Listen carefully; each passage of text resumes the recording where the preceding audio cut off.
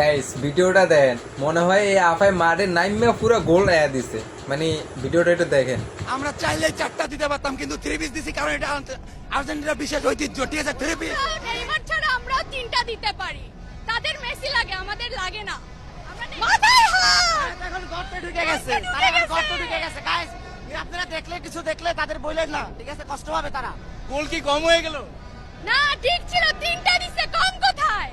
আরো দরকার ছিল। আমাদের আশা ছিল আরো বেশি হবে, আরো বেশি হবে। আরো 3টা দিতে চাইছিলাম, বাট আনফরচুনেটলি অফসাইড হয়ে গেছে। সমস্যা নাই, নেক্সট ম্যাচে ইনশাআল্লাহ।